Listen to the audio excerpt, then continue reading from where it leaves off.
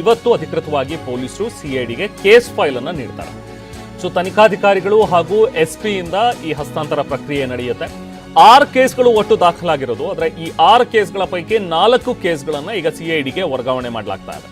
ಬ್ರೂಸ್ಪೇಟೆ police ಠಾಣೆಯಲ್ಲಿ ದಾಖಲಾಗಿರುವಂತಹ ಕೇಸ್ಗಳಿವು. 2 atrocity case ಇದೆ. So ಹಾಗಾಗಿ ಅದನ್ನ ಸಿಐಡಿಗೆ ಅದನ್ನ ದಾಖಲು ಮಾಡ್ತಾ ಇಲ್ಲ. ಸೊ ಹಾಗಾಗಿ ಇದನ್ನ DCRE ಠಾಣೆಗೆ ಮಾತ್ರ ಅದನ್ನ ವರ್ಗಾವಣೆ ಮಾಡಿದ್ದಾರೆ. ಆದರೆ ಈಗ ಕೇಸ್ ಫೈಲ್ ಹಸ್ತಾಂತರ ಈ 4 ಕೇಸ್ಗಳು ಬಾಕಿ ಉಳಿದಿದೆಯಲ್ಲ, ಆ 4 ಕೇಸ್ಗಳ ಒಂದು ತನಿಖೆಯನ್ನು ಸಿಐಡಿ ಹೆಗಲಿಗೆ ಹಾಕಲಾಗಿದೆ. ಸೊ ಇವತ್ತು ಕೇಸ್ ಫೈಲ್ ಹಸ್ತಾಂತರ ಆಗುತ್ತೆ. ಇವತ್ತು ಸಿಐಡಿ ಟೀಮ್ ಬಳ್ಳಾರಿಗೆ ಬರ್ತಾ ಇದೆ. ಈ ಬಳ್ಳಾರಿ ಗಲಭೆ ಪ್ರಕರಣಕ್ಕೆ ಸಂಬಂಧಪಟ್ಟಂತೆ ಈ ರಾಜಕೀಯ ಸ್ವರೂಪ ಕೂಡ ಪಡೆದುಕೊಂಡಿತ್ತು. ಪೊಲೀಸರ ವಿರುದ್ಧ ಜನಾರ್ದನ್ ರೆಡ್ಡಿ, ಶ್ರೀರಾಮುಲು ಆರೋಪ ಮಾಡಿದ್ರು. ಹೀಗಾಗಿ ಗಲಭೆ ಪ್ರಕರಣದ 4 ಕೇಸ್ಗಳನ್ನು ಈಗ ಸಿಐಡಿಗೆ ವರ್ಗಾವಣೆ ಮಾಡಿ ಆದೇಶವನ್ನು ನೀಡಲಾಗಿದೆ. ಈ ಹಿನ್ನೆಲೆ ಸಿಐಡಿ ಆದೇಶ ಮಾಡಿರುವಂತಹ DG ಮತ್ತು IGP M ಸಲೀಂ ಅವರು ಇವತ್ತು ಟೀಮ್ ಈಗ ಬಳ್ಳಾರಿಗೆ ಬರುತ್ತೆ. ಬ್ರೂಸ್ಪೇಟೆ ಠಾಣೆಯ ಪೊಲೀಸರು ಕೇಸ್ ಫೈಲ್ ಅನ್ನು ಇವತ್ತು ಹಸ್ತಾಂತರ ಮಾಡ್ತಾರೆ. ಅಧಿಕೃತವಾಗಿ ಇವತ್ತಿನಿಂದ ಸಿಐಡಿ ತನ್ನ ತನಿಖೆಯನ್ನು ಆರಂಭಿಸುತ್ತೆ.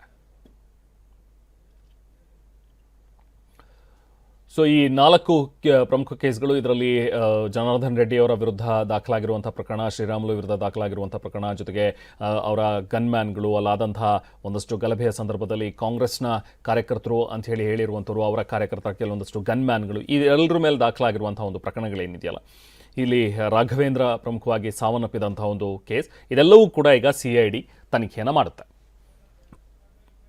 ಯಾರು ಎಲ್ಲೂ ಬ್ಯಾನರ್ ಹಾಕಂಗಿಲ್ಲ ಈಗ ಅನ್ನೋದನ್ನ ಕಟ್ಟಪ್ಪಣೆ ಹೊಡಿಸ್ಬಿಟ್ಟಿದೆ. ಏನಾದರೂ ಬ್ಯಾನರ್ ಕಟ್ಟಬೇಕು, ಏನಾದರೂ ಹಾಕ್ಬೇಕಂದ್ರೆ ಮೊದಲೇ ನೀವು ಪರ್ಮಿಷನ್ ತಗೋಬೇಕು ಅಂತ.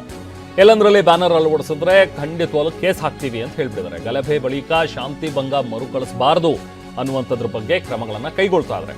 ಅನುಮತಿ ಇಲ್ಲದಂತೆ ಬ್ಯಾನರ್ ಕಟ್ಟೋದು, ಫ್ಲೆಕ್ಸು, ಪೋಸ್ಟರ್ಸು, ಬಂಟಿಂಗ್ಸು ಇದನ್ನೆಲ್ಲ ಹಾಕೋದಕ್ಕೆ ಅನುಮತಿ ಕಡ್ಡಾಯವಾಗಿರುತ್ತೆ. ಅಂದರೆ ಅನುಮತಿ ಪಡೆದ್ರೆ ಅವರು ನಿಮಗೆ ಅಲ್ಲಿ ಬ್ಯಾನರ್ ಕಟ್ಟೋದಕ್ಕೆ ಅವಕಾಶ ಕೊಟ್ಟಿರ್ತಾರೋ ಜಿಲ್ಲಾಡಳಿತ, ಅಲ್ಲಿ ಮಾತ್ರ ನೀವು ಬ್ಯಾನರನ್ನು ಹಾಕೋಬೋದು. ಬಿಟ್ಟರೆ ಬೇರೆ ಎಲ್ಲೆಲ್ಲ ಬೇಕು ನೀವು ಅಲ್ಲಲ್ಲಿ ಹಾಕೋತೀನಿ ಅಂತ ಹೇಳಿದ್ರೆ ಅದು ಇರೋದಿಲ್ಲ ಅನ್ನುವಂಥದ್ರ ಬಗ್ಗೆ ಆಡಳಿತ ಮಂಡಳಿ ಈಗಾಗಲೇ ಜಿಲ್ಲಾಡಳಿತ ಖಡಕ್ ಸೂಚನೆಯನ್ನು ಕೊಟ್ಟಿದೆ. ಸ್ಥಳೀಯ ಆಡಳಿತದ ಪೂರ್ವಾನುಮತಿಯನ್ನು ಪಡ್ಕೋಬೇಕು ಅಂಥೇಳಿ, ಒಂದು ವೇಳೆ ಏನಾದರೂ ಆದೇಶ ಜಾರಿಗೊಳಿಸುವಲ್ಲಿ ನಿರ್ಲಕ್ಷ್ಯ ಮಾಡಿದ್ರೆ ಅಂಥ ಅಧಿಕಾರಿಗಳ ಮೇಲೂ ಕೂಡ ಕ್ರಮ ಕೈಗೊಳ್ಳಲಾಗುತ್ತೆ ಅಂಥೇಳಿ ಈಗ ಸುತ್ತೋಲೆಯನ್ನು ಹೊರಡಿಸಿದ್ದಾರೆ.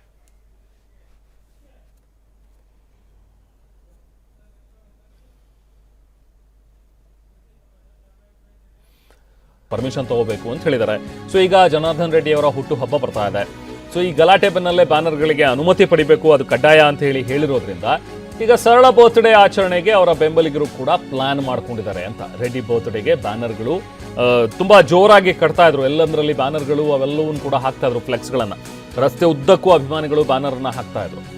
ಬ್ಯಾನರ್ಗಳು, ಬಂಟಿಂಗ್ಸು, ಜೊತೆಗೆ ಆ ಶುಭ ಕೋರುವಂತಹ ಫ್ಲೆಕ್ಸ್ಗಳು ಅದೆಲ್ಲವೂ ಕೂಡ ಹಾಕ್ತಾ ಇದ್ರು. ಆದರೆ ಅದೆಲ್ಲದಕ್ಕೂ ಕೂಡ ಈಗ ಬ್ರೇಕ್ ಬಿದ್ದಿದೆ. ಹಾಗೇನಾದರೂ ಮಾಡಬೇಕಂದ್ರೆ ಮೊದಲು ಪರ್ಮಿಷನ್ ತೊಗೊಳ್ಳಿ ಅಂತ ಹೇಳಿದ್ದಾರೆ.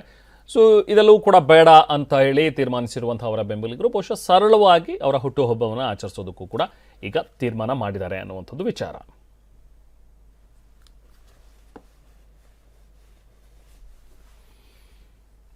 ಸೊ ಈಗ ಜನಾರ್ದನ್ ರೆಡ್ಡಿ ಅವರ ಹುಟ್ಟುಹಬ್ಬಕ್ಕೂ ಕೂಡ ಈ ಒಂದು ಬ್ಯಾನರ್ ಗಲಾಟೆಯ ಬಿಸಿ ತಟ್ಟಿದೆ ಅನ್ನುವಂಥದ್ದು ಇಲ್ಲಿ ಸ್ಪಷ್ಟ. ಯಾಕಂದರೆ ಜನಾರ್ದನ್ ರೆಡ್ಡಿ ಅವರ ಒಂದು ಬರ್ತ್ಡೇ ಬರ್ತಾ ಇದೆ ಈಗ. ಸೊ ಅವರ ಬರ್ತ್ಡೇಗೆ ತುಂಬ ಸರಳವಾಗಿ 11ನೇ ತಾರೀಕು, ಇನ್ಫ್ಯಾಕ್ಟ್ ಇರುವಂತಹ ಬರ್ತ್ಡೇ ಅವ್ರದ್ದು 11ನೇ ತಾರೀಕು ಬರ್ಡೇ ಅವ್ರದ್ದು. ಸೊ ಇವತ್ತು ಇರುವಂಥ ಒಂದು ಬರ್ಡೇ, ನಿನ್ನೆಯಿಂದನೇ ಭರಾಟೆ ಜೋರಾಗಿರ್ತಿತ್ತು. ಆದರೆ ಇದುವರೆಗೂ ಕೂಡ ಯಾವುದೇ ಬ್ಯಾನರು, ಬಂಟಿಂಗು ಯಾವುದೂ ಕಟ್ಟಿಲ್ಲ.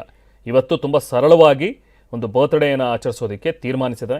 58 ವರ್ಷ ಜನಾರ್ದನ್ ರೆಡ್ಡಿ ಅವರಿಗೆ ಪೂರ್ತಿ ಆಗ್ತಾ ಇದೆ. ಇವತ್ತು ಜನವರಿ 11ನೇ ತಾರೀಕು ಅವರ ಬರ್ತ್ಡೇ. ಆದರೆ ಯಾವುದೇ ರೀತಿಯಾದಂಥ ಆಡಂಬರ ಇಲ್ಲದೇ ತುಂಬ ಸರಳವಾಗಿ ಆಚರಿಸೋದಕ್ಕೆ ಅವರ ಅಭಿಮಾನಿಗಳು ತೀರ್ಮಾನಿಸಿದ್ದಾರೆ.